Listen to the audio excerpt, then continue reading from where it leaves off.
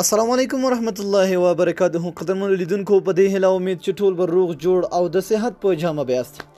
قدرمنو چې کله هم تاسو چاته میسج کوئ نو ستاسو د موبایل نه پیسې کټ کیږي، ستاسو سیم کارت نه پیسې کټ کیږي یا تاسو فری کوئ میسجونه، خو د یو وطن نه بل وطن ته تاسو که چېرته میسج لیږئ یا پیغامونه لیږئ نو تاسو نه 15 روپۍ کټ کوي او بعضې داسې وخت شي چې هغه زیم نه او تاسو نه پیسې کټ کړي. دوستانو په نننۍ ویډیو کې ما تاسو داسې یو اپلیکیشن راوړی دی چې تاسو ته 100% ګارنټۍ سره وایم چې بالکل دا ما ټرای کړی دی او ستاسو په مخامخ تاسو ته به ثبوت هم ښایم.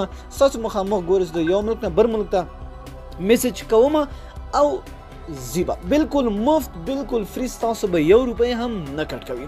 دوستانو دا کیږي څنګه دې لپاره سمپل یو اپلیکیشن پکار ده. لاندې ډسکرپشن ته لاړ شئ، لینک پروت دی، په لینک باندې کلیک کړئ، هغه اپلیکیشن خپل موبایل کې ډاونلوډ او بیا انسټال کړئ.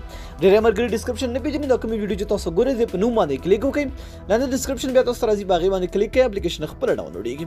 دوستانو دا ګورئ چې کله هم تاسو اپلیکیشن ډاونلوډ کړئ، ګورئ دوستانو دغه یو اپلیکیشن دا به تاسو ته په پلی سټور کې نه ملاویږي. سمه ده، په پلی سټور کې دا نه وي نو تاسو نه صرف دغه لینک نه تاسو دا ډاونلوډ کولی شئ.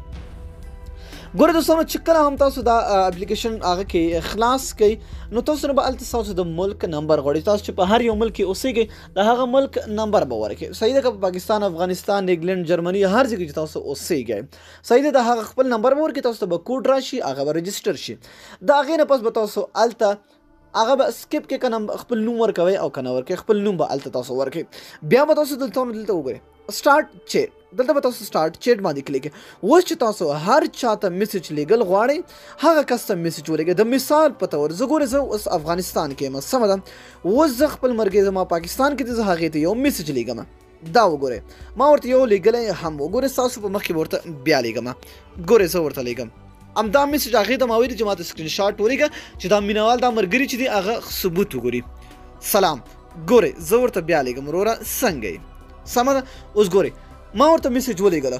اوس ګورئ دوستانو ستاسو په مخامخ به ما ته هغه سکرین شاټ راولېږي. زه خپل وټساپ ته راځم، ګورئ ما هغې ته ویلي دي.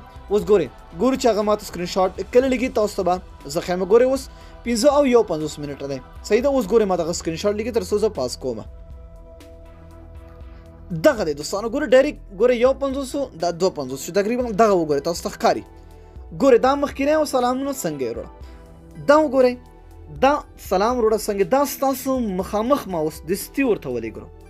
سمه ده، دا دوستانو اوسېږي په پاکستان کې او زه یم په افغانستان کې. نو ګوره د یو ملک نه بل ملک ته ما ډېر په اسانه سره څه وکړه میسج ولیږله. همداسې تاسو ډېر په اسانۍ سره کولی شئ چې د یو ملک نه چې د نړۍ هر ګوټ وي تاسو بالکل مفت او بالکل فری میسجونه لیږلی شئ د دغه اپلیکیشن په ترو. نو دوستانو که ویډیو مو خوښ وي حتما سره لایک کړئ او د خپلو دوستانو سره یې حتما شیر کړئ چې هغوی هم د دغې اپلیکیشن نه ګټه پورته کړي. نو دا نننۍ ویډیو که ویډیو مو خوښ وي حتما سره لایک او د خپلو دوستانو سره شیر کړئ. تر بیا بلې ویډیو د الله په امان په دعاګانو کې مې یاد ساتئ.